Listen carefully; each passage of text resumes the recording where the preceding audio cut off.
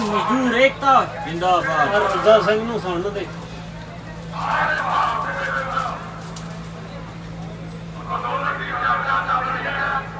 इस रैली दे विच मशहूर एक्टर योगराज जी पहुंच चुके हैं। युवराज सिंह के पिता जी ट्रैक्टर के उपर इस किसान रैली में संबोधन करने वास्ते पहुंच चुके हैं। तुम देख सकते हो कितना इकट्ठ हो चुका है। इन्हों के आस पास किसानों की आवाज़ बुलंद करने वास्ते पिछले 20 सालों में 3.5 लाख तो 4 लाख 3.5 लाख को लेकर 4 लाख के किसान कर्जे तो दबके बन गए ने।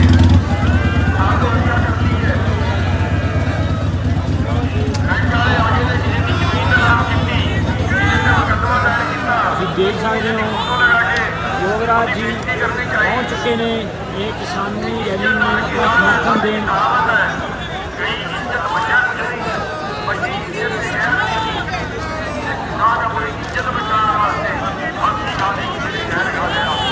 के फतेह बुलाओ जे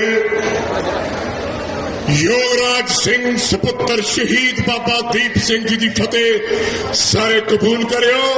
वाहेगुरु जी का खालसा वाहेगुरु जी की फतेह। पहली रैली मौके की सी उदों जब मैं बोलता सी तो 10 क जवान मोबाइल ला के कन्ना नूं बाहर तुर गए कि पता नहीं बाबा की बोली जाता। मैं टाला साहब चला गया। मैं बाबा दर्शन सिंह जी नूं कहा, मैं कहा महाराज मैनू तुसीं किहड़े काम लाता, इत्थे मेरी कोई गल ही नहीं सुनता। और मैनू कहन लगे गुरु घर का हुक्म है, गुरु घर ने तेरे तो सेवावां लेनी है, पंजाब की धरती का बोझ तेरे मोढियां ते आउणा है। बुलंद आवाज़ च बोली, जो बोली सच बोली। किसी को बुरा लगे ता भी ठीक, किसी को चंगा लगे ता भी परवाह। उदों का होका दिन आया गुरु घर का। ना कोई लीडर, ना कोई कलाकार, ना मेरी कोई हैसियत। मैं थोड़े चरणों का जर्रा। कहते ने जिथे अकाल पुरख की कायनात बैठी होवे उथे अकाल पुरख आप हाजिर हुंदा है। थोड़े चरणों च बंदना चरण प्रणाम। इस गरीब की गल का बुरा ना जो मनियो। सच बोलने की आदत है, हल कढ़न की भी आदत है। शायद इतने बहुत बड़े बड़े आगू बैठे ने, मेरी औकात कोई नहीं, पर मैनू प्रवान करो जी। बड़े बड़े मैं बुलारे सुने, बड़े बड़े लोगों की मैं तकदीर सुनी। अज मेरा भी एक सवाल है मेरे जथेबंदियों इन्हों के चरणों च प्रणाम। 4 दहाकियां तो तुसी लड़ते आ रहे हो और तुसी वो काम किया जिहदे मूहरे मेरा सिर चुकदा। जथेबंदियां जथेदारों आगूओ तुसी साडे वड वडेरे हो, तुसी साडा लीडर हो। असी थोड़ी छत्र छाया दे विच सारे थोड़े नाल मोढा नाल मोढा ला के मरदे दम तक खड़े रहांगे। लेकिन जब पुत्र जवान हो जाए तानू हक है सवाल पूछण दा। और अज मैं भरी सभा दे विच चंद सवाल पूछने ने, मैनूं उहदा जवाब चाहिए। पहला सवाल, जद बिल नहीं सी आए किसान खुश सी, सुखी सी? दस्यो मैनू। किसान सौखा सी? दसो ना, मुंडी हिला के कह दो। नहीं सी ना? एक बिल वापस गवर्नमेंट गोदे टेक के वापस दे के जाऊगी, किसान सुखी हो जू, किसान को सौख मिल जू, किसान खुदकुशियां करनियां बंद कर दू। ਇਹਦਾ हल की है? मैं हल पूछना चाहता। पिछले 9 महीनों तो मैं भी एक पल नहीं सुता। पिछले 9 महीनों तो मैं और मावा देखिया ने दिल्ली कहता गड्डी चक्की चल स्टेज से स्पीच, गड्डियां चक्कियां चल स्टेज से स्पीच। पर मैं 1.5 महीना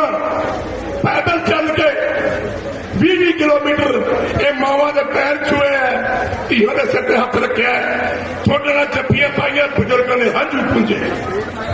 एक मां उत्थे टिल्ले ते बैठी, मैं तो मत्था टेकिया, मैनू कहती पुत मैनू गले ना ला, आ मेरा घर आ ते सेवा करता लंगर दी, ਇਹਨੂੰ कह मेरे घरे औलाद नहीं, पर अज मैं तेनू पुत बनाया, ਇਹਨੂੰ कह घर ना भी जे इत्थे शहीद हो जाएगा सेवा करता करता तो मेरे नाल तक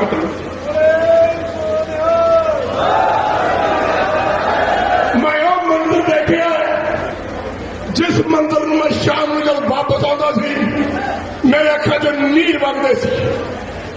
मैं वो बुजुर्गों को तिल तिल मरते देखिया, उन्होंने तो दर्द महसूस किया, उन्होंने पुक्कड़ से अपना सिर रख के मैं भी रोया। लेकिन मैं एक गल का हकदार पूछना चाहना, कब तक आखिर कब तक 72 साल हो गए आजादी में किसान मरता आ रहा है, मजदूर मरता आ रहा है, किसी ने कुछ किया नहीं किया। तिब्बत तो लैके कंधार तक, दिल्ली तक पंजाब सी, मैं पूछना चाहना एडा छोटा जा क्यों रह गया।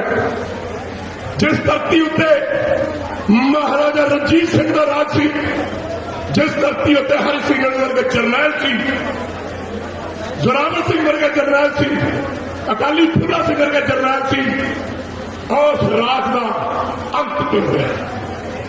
क्योंकि जिन्हें जरनैल इस धरती से पैदा हुए ने उस तो कई गुणा गद्दार भी पैदा हो गए।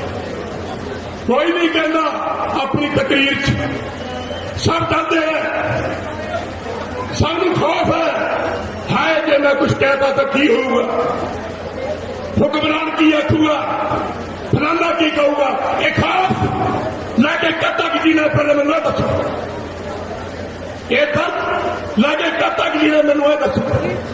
पर अज मैं तो हल कट के जाना, पर मैं कह के जाना खड़ दे भाई मैं हाथ ना लाई, मैं चले जा मेरे, मैं गल कर रहा है थोड़े ना, और ये कहना है मैं आगुआ को हाथ जोड़ के बेनती करता, गल्लां मैं बहुत कर रही है, पिछों हथ वजदे ते गल कट्टी जाती है। मैनू ये दसो हल की है? 32 जथेबंदियां दे जथेदार साडे आगू ने, ये साडे मंत्री भी ने, साडे लीडर भी ने, साडे एमएलए भी ने।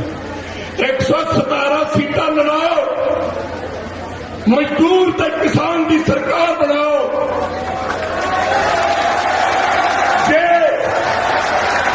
जे तुसीं घर बैठे रहे मेरे जथेदारों, मेरे बड़े हो, तुसीं अपना ना चकिया, याद रखियो फिर किसी ने अपन माफ भी नहीं करना। इस करके ये बड़ा जरूरी है कि आने वाली इलेक्शनों के 117 जरनैल 32 तुसी, बाकी जरनैल ही जरनैल बैठे निगाह मार के देख लियो थे। ये सरकार मजदूरों के किसानों की बनेगी, पंजाब की धरती के लोगों की बनेगी, इन्हों की पुक्कड़ च पैर वाले गद्दार कहलाएंगे, और जे कोई टिकया इन्हों की पुक्कड़ च जाके बैठे फिर मैं समझूंगा कि पंजाब की धरती के सूर में चमड़े बंद कर दिए। और मैं एक गल होर कह के जाना चाहूंगा, बुलंदवाज से कह के जाना, अंबानी अडानी की जरूरत नहीं कि पंजाब चो जान, लेकिन आज जड़े अंबानी अडानी तुसीं पंजाब पाल रखे हैं ना, चमचियां कर करके गोदियां बैठ बैठ के हाय मेरे बाप मेरा बना दे, मेरा कर दे, यही थोड़िया जमीन लै जाएगियां, यही थोड़े झूठे फड़ा देंगे हाथ च, तुम मंगिया भी भीख नहीं मिलनी। ये गल याद रखियो, अपना एक लीडर चूज करो, एक लीडर और थले इलेक्शन लड़ो। जथेदार जी सारे कंन फुल के सुने, थोड़ा बेटा थोड़ा भरा बोल रहा है, तुसी अगे होके देखो कि थोड़े को जरनैल है नहीं, तुम मैं दिना बब्बू मान के जरनैल ये भी ने, इतने कन्वर करे वाले भी ने। इस करके इलेक्शन लड़ा के आने वाली सत्ता अपने हाथ च करो और कारपोरेशन किसानों को फड़ाओ। ये बानी ने गल नहीं करनी, ये तुम अपने गोदाम आप बनाने ने, असी किसी को अपनी चीज 10 रुपये च दईए 20 रुपये देते, साड़ी मर्जी है। इस करके मेरी गल पर गौर करे जाए। वाहिगुरू जी का खालसा, वाहिगुरू जी की फतेह। मेरी गल किसी को बुरी लगी होना माफ करना। बड़ा दवा चीजा देखते रहा सोच रहे कि पंजाब में बचाने का कोई तरीका है। मजदूर किसान एकता सत्ता लेके आओ, अपने हक अपने हाथ च रखो तो पंजाब की धरती के नवा सूरज चढ़ाओ। वाहिगुरू जी का खालसा, वाहिगुरू जी की फतेह। किसान मजदूर एकता, किसान मजदूर एकता। रेलवे का सब ਤੋਂ ਵੱਡਾ ਵਿਕਟੋਰੀਆ ਵਿੱਚ ਇੰਪੋਰਟ ਐਕਸਪੋਰਟ ਦੀ ਵਿਕਟੋਰੀਆ ਵਿੱਚ ਤੁਸੀਂ ਵੱਡੇ ਵੱਡੇ ਵਿਕਟੋਰੀਆ ਰੱਖੇ ਨੇ। ਤੁਸੀਂ ਇਹ ਕਾਰਪੋਰੇਟ ਐਗਰੀਕਲਚਰ ਸ਼ੁਰੂ ਕਰਾ ਕੇ ਆਪਣੇ ਖੇਤੀ ਦੇ ਕੰਮ ਵਿੱਚ ਵੀ ਵੱਡੇ ਵਿਕਟੋਰੀਆ ਰੱਖਣਾ ਚਾਹੁੰਦੇ ਹੋ, ਕੋਈ ਕੰਮ ਨਹੀਂ। ਉਹ ਇੱਕ ਇੱਕ ਕਰਕੇ ਜਦੋਂ ਅਸੀਂ ਕ੍ਰਾਸ ਬਾਈ ਕ੍ਰਾਸ ਬਹਿਸ ਕੀਤੀ ਤਾਂ ਲਿਖੀ ਗਏ ਇਹਦੇ 'ਚ ਆਹ ਸੋਧ ਕਰ ਦਿਓ, ਦੂਜੀ ਕ੍ਰਾਸ ਦੇ ਕੀਤੀ ਆਹ ਸੋਧ ਕਰ ਦਿਓ, ਤੀਜੀ ਦੇ ਕੀਤੀ ਆਹ ਸੋਧ ਕਰ ਦਿਓ। ਇੱਕ ਲੰਬੀ ਲਿਸਟ ਸੋਧਾਂ ਦੀ ਹੋ ਗਈ। ਹੁਣ ਸਰਕਾਰ ਕੋਲ ਪ੍ਰਚਾਰ ਕਰਨ ਲਈ ਮੀਡੀਆ, ਗੋਦੀ ਮੀਡੀਆ ਵੀ ਲੋਕ ਕਹਿ ਰਹੇ ਹਨ, ਉਹ ਮੀਡੀਆ ਸਰਕਾਰ ਦੇ ਹੱਕ ਵਿੱਚ ਪ੍ਰਚਾਰ ਕਰਦਾ ਹੈ ਵੀ ਲੋ ਜੀ ਦੱਸ ਨਹੀਂ ਸਕੇ ਕਿਸਾਨ ਵੀ ਇਹਦੇ ਵਿੱਚ ਕੀ ਹੈ ਕਾਲਾ। ਅਸੀਂ ਕਹਿ ਸਕਦੇ ਦੱਸੋ ਇਹਦੇ ਵਿੱਚ ਕੀ ਸਫੇਦ ਹੈ, ਸਾਰੇ ਕਾਲਾ ਹੈ। ਕਹਿੰਦੇ ਜੀ ਕ੍ਰਾਸ ਬਾਈ ਕ੍ਰਾਸ ਬਹਿਸ ਨਹੀਂ ਕੀਤੀ। ਅਸੀਂ ਪਹਿਲੀਆਂ 4 ਮੀਟਿੰਗਾਂ 6-6 ਘੰਟੇ ਮੀਟਿੰਗਾਂ ਚੱਲੀਆਂ ਜਿਹਦੇ ਵਿੱਚ ਅਸੀਂ ਇਹ ਸਾਰਾ ਕ੍ਰਾਸ ਬਾਈ ਕ੍ਰਾਸ ਬਹਿਸ ਕਰਕੇ ਸਰਕਾਰ ਨੂੰ ਸਿੱਧ ਕਰ ਦਿੱਤਾ ਸੀ ਕਿ ਤੁਸੀਂ ਗੱਲ ਕੀਤਾ ਹੈ। ਤੇ ਅੱਜ ਜੇ ਇੰਨੀਆਂ ਸੋਧਾਂ ਦੀ ਗੱਲ ਕਰਦੇ ਨੇ, ਜੇ ਉਹ ਬਹਿਸ ਹੋਈ ਉਹਦੇ ਵਿੱਚੋਂ ਸੋਧਾਂ ਨਿਕਲੀਆਂ ਨਾ, ਸਾਡੀ ਇੱਕ ਮਜਬੂਰੀ ਹੈ। ਬਹੁਤ ਸਾਰੇ ਲੋਕ ਕਹਿੰਦੇ ਨੇ ਸੋਧਾਂ ਮੰਨ, ਜੇ ਸੋਧਾਂ ਮੰਨਦੇ ਆ ਤਾਂ ਅਸੀਂ ਉਹਨਾਂ ਦਾ ਪੰਜਾਬ ਦੇ ਜਿਹੜੇ ਅਧਿਕਾਰ ਨੇ, ਸਟੇਟ ਦੇ ਅਧਿਕਾਰ ਨੇ, ਸੂਬੇ ਦੇ ਅਧਿਕਾਰ ਨੇ, ਉਹਦੇ ਵਿੱਚ ਉਹਨਾਂ ਦਾ ਦਖਲ ਮੰਨ ਲਿਆ, ਇਹਦੇ ਦਖਲ ਮੰਨ ਲਿਆ। ਅੱਜ ਸਿਰਫ ਖੇਤੀ ਸੈਕਟਰ 'ਚ ਕਹਿ ਕੇ ਉਹ ਦਖਲ ਦਿੰਦੇ ਨੇ, ਕੱਲ੍ਹ ਨੂੰ ਬਾਕੀ ਸੈਕਟਰ ਵਿੱਚ ਦੇਣਗੇ। ਔਰ ਤੁਹਾਨੂੰ ਵੀ ਸਮਝ ਲੈਣਾ ਚਾਹੀਦਾ ਹੈ ਮੋਦੀ ਸਰਕਾਰ ਜਾ ਕਿੱਧਰ ਨੂੰ ਰਹੀ। ਇੱਕ ਇੱਕ ਕਰਕੇ ਸਾਰੇ ਦੇਸ਼ ਦੇ ਅਦਾਰੇ ਵੇਚੇ ਜਾ ਰਹੇ। ਜਿੰਨੀਆਂ ਇੰਸਟੀਟਿਊਸ਼ਨ ਨੇ ਖੜੀਆਂ ਕੀਤੀਆਂ 74 ਸਾਲਾਂ 'ਚ, ਇੱਕ ਇੱਕ ਦਾ ਪੱਠਾ ਉਠਾਇਆ ਜਾ ਰਿਹਾ। ਨਾ ਤੁਹਾਡੀ ਜੁਡੀਸ਼ਰੀ ਰਹੀ। ਰਾਜੇਵਾਲ ਜੀ, ਇਹ ਕਾਨੂੰਨਾਂ ਵਿੱਚ ਜਿੰਨੀਆਂ ਸੋਧਾਂ ਕਰਵਾਉਣੀਆਂ ਕਰਵਾ ਲਓ, ਇਹ ਕਾਨੂੰਨ ਇੱਕ ਪਾਸੇ ਪਿਆ ਰਹੂ, ਸਾਨੂੰ ਵਾਪਸ ਲੈਣ ਨੂੰ ਨਾ ਕਹੋ। ਮੈਂ ਕਿਹਾ ਕਿਉਂ ਨਾ ਕਹੀਏ। ਕਹਿੰਦਾ ਅਸੀਂ ਸੁਧਾਰ ਬਹੁਤ ਕੀਤੇ ਨੇ, ਕੱਲ੍ਹ ਨੂੰ ਲੇਬਰ ਲਾਗ ਬਣਾਏ ਨੇ ਬਹੁਤ, ਫਿਰ ਲੇਬਰ ਵਾਲੇ ਆ ਕੇ ਕਹਿ ਜਾਣਗੇ। ਤੇ ਮੈਂ ਕਿਹਾ ਫਿਰ ਚੰਗਾ ਜੇ ਇੰਨੇ ਹੀ ਪਾਪ ਕੀਤੇ ਨੇ ਤਾਂ ਇੱਕੋ ਵਾਰੀ ਮੈਂ ਕਹਿਣਾ ਲਓ। ਮੀਟਿੰਗ ਛੱਡ ਕੇ ਭੱਜ ਗਿਆ। ਤੁਹਾਡਾ ਖੇਤੀ ਮੰਤਰੀ ਜਦੋਂ ਅਸੀਂ ਬਹਿਸ ਕੀਤੀ, ਉਹ ਕਹੇ ਨੇ ਜੀ ਸਾਡਾ ਅਧਿਕਾਰ ਖੇਤਰ ਹੈ। ਅਸੀਂ ਕਿਹਾ ਵੀ ਸਾਡੇ ਸੰਵਿਧਾਨ ਦੀ 7 ਸ਼ਡਿਊਲ 'ਚ ਜਿਹੜੇ ਸਟੇਟਾਂ ਦੇ ਅਧਿਕਾਰ ਨੇ, ਕੇਂਦਰ ਦੇ ਅਧਿਕਾਰ ਨੇ, ਸਾਂਝੇ ਅਧਿਕਾਰ ਨੇ, ਉਹ ਬਕਾਇਦਾ ਮੈਂਸ਼ਨ ਕੀਤੇ ਹੋਏ ਆ। ਸਟੇਟ ਦੀ 12 ਨੰਬਰ ਤੇ ਲਿਖਿਆ ਖੇਤੀ ਰਾਜਾਂ ਦਾ ਵਿਸ਼ਾ ਹੈ। ਸਾਡੇ ਅਕਾਲੀ ਵੀਰ ਤਾਂ ਜਿਹੜਾ ਭੱਜ ਗਏ ਵੱਧ ਅਧਿਕਾਰ ਦੀ ਗੱਲ ਤੋਂ, ਅਸਲ ਵਿੱਚ ਉਹ ਕੋਈ ਮੁੱਦਾ ਹੈ, ਵੱਧ ਅਧਿਕਾਰ ਦਾ ਹੀ ਮੁੱਦਾ ਹੈ। ਉਹਨਾਂ ਨੇ ਖੇਤੀ ਦੇ ਮੁੱਦੇ ਤੇ ਜਿਹੜਾ 12 ਨੰਬਰ ਤੇ ਦਰਜ ਹੈ, ਪੰਜਾਬ ਦਾ ਵਿਸ਼ਾ ਹੈ।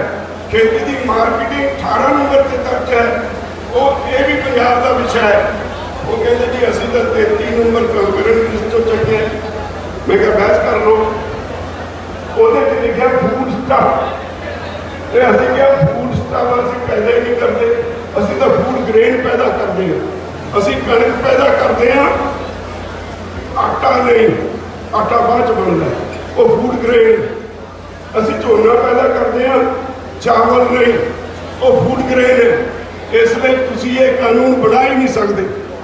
ਔਰ ਉਹਨਾਂ ਨੂੰ ਕਿਹਾ ਵੀ ਤੁਸੀਂ ਇਹ ਕਾਨੂੰਨ ਖੇਤੀ ਲਈ ਨਹੀਂ ਬਣਾਇਆ, ਇਹਦਾ ਨਾਂ ਹੀ ਬੋਲਦਾ ਹੈ, ਇਹ ਖੇਤੀ ਦੇ ਵਪਾਰ ਲਈ ਬਣਾਇਆ। ਖੇਤੀ ਦਾ ਅਸੀਂ ਵਪਾਰ ਕਰਨ ਨਹੀਂ ਜਾਂਦੇ ਮੰਡੀ, ਅਸੀਂ ਆਪਣੀ ਫਸਲ ਦੀ ਮਾਰਕੀਟਿੰਗ ਕਰਨ ਜਾਂਦੇ ਹਾਂ। ਇਸ ਕਰਕੇ ਤੁਹਾਡਾ ਅਧਿਕਾਰ ਨਹੀਂ। ਅਗਲੀ ਮੀਟਿੰਗ ਤੇ ਅਸੀਂ 7 ਪਾਰਲੀਮੈਂਟ ਕੁਐਸਚਨ ਕੱਢ ਕੇ ਲੈ ਗਏ। ਕੱਲੇ ਕੱਲੇ ਕੁਐਸਚਨ ਦਾ ਉਹਨੂੰ ਪੜ੍ਹ ਕੇ ਸੁਣਾਇਆ ਵੀ ਤੂੰ ਇਸ ਤਾਰੀਖ ਨੂੰ ਖੁਦ ਇਸ ਸਵਾਲ ਦੇ ਜਵਾਬ ਵਿੱਚ ਪਾਰਲੀਮੈਂਟ 'ਚ ਕਿਹਾ ਖੇਤੀ ਰਾਜਾਂ ਦਾ ਵਿਸ਼ਾ ਹੈ। ਇਸ ਸਵਾਲ ਦੇ ਜਵਾਬ 'ਚ ਇਸ ਤਾਰੀਖ ਨੂੰ ਤੂੰ ਖੁਦ ਕਿਹਾ ਖੇਤੀ ਮਾਰਕੀਟਿੰਗ ਰਾਜਾਂ ਦਾ ਵਿਸ਼ਾ ਹੈ। 7 ਦੇ 7 ਪੜ੍ਹ ਕੇ ਸੁਣਾਏ। ਖੇਤੀ ਮੰਤਰੀ ਕੋਲ ਕੋਈ ਜਵਾਬ ਨਹੀਂ ਸੀ। 2 ਮਿੰਟ गुनगुनाया, कहा होगा, कह दिया होगा, कुछ हो गया होगा, उठ के मीटिंग तो बाहर चला गया। भरावो बड़ी स्पष्ट गल है, ਅਸੀਂ ਇਹ ਸਿੱਧ ਕਰ ਚੁੱਕੇ ਵੀ ਇਹ ਕਾਨੂੰਨ ਨਾ ਤਾਂ ਲੋਕਾਂ ਦੇ ਹਿੱਤ 'ਚ ਨੇ, ਨਾ ਦੇਸ਼ ਦੇ ਹਿੱਤ 'ਚ ਨੇ, ਤੇ ਨਾ ਹੀ ਇਹ ਸੰਵਿਧਾਨਕ ਨੇ। ਸਰਕਾਰ ਕੋਲ ਕੋਈ ਜਵਾਬ ਨਹੀਂ। ਇਸੇ ਲਈ ਸਰਕਾਰ ਸਾਨੂੰ ਕਹਿੰਦੀ ਹੈ ਕੋਈ ਐਸਾ ਰਾਹ ਲੱਭੋ ਜਿससे हमारी इज्जत बच जाए। थोड़े किसान जथेबंदियों का काम नहीं, सरकारां करन गलतियां ते उन्हां गलतियां तो बचाउण वास्ते, उन्हां दी इज्जत बचाउण वास्ते असीं काम करिए। सरकार नूं ये कानून वापस लेने पैणे ने। पर एक गल होर समझ लेनी चाहिए, जिस पासे मोदी सरकार तुर पई, बड़ा लंबी लिस्ट है। जे लड़ाई ना हुंदी, एक लंबी लिस्ट है, कानून एक तो दूजा डिगण वाले सी। ਤੁਹਾਡਾ ਮੰਡੀਕਰਨ ਤੋੜਨ ਦੀ ਤਿਆਰੀ ਬੜੀ ਦੇਰ ਦੀ ਹੋਈ ਹੈ। ਔਰ ਕਮ ਸੇ ਕਮ ਪੰਜਾਬ, ਹਰਿਆਣਾ ਦੋ ਸਟੇਟਾਂ ਨੇ ਜਿੱਥੇ ਮੰਡੀ ਦਾ ਦੁਨੀਆ 'ਚੋਂ ਬਿਹਤਰੀਨ ਸਿਸਟਮ ਹੈ। ਬਾਕੀ ਦੇਸ਼ ਵਿੱਚ ਕਿਸੇ ਨੇ ਮੰਡੀ ਨਹੀਂ ਬਣਾਈ, ਨਾ ਕਿਤੇ APMC ਐਕਟ ਲਾਗੂ ਕੀਤਾ ਹੈ। ਇਹ ਦੋ ਸਟੇਟਾਂ 'ਚ ਅਸੀਂ ਏਜੰਸੀਆਂ ਖੜੀਆਂ ਕੀਤੀਆਂ। ਮੈਨੂੰ ਤਾਂ ਕੈਪਟਨ ਅਮਰਿੰਦਰ ਸਿੰਘ ਤੇ ਗਿਲਾ ਹੈ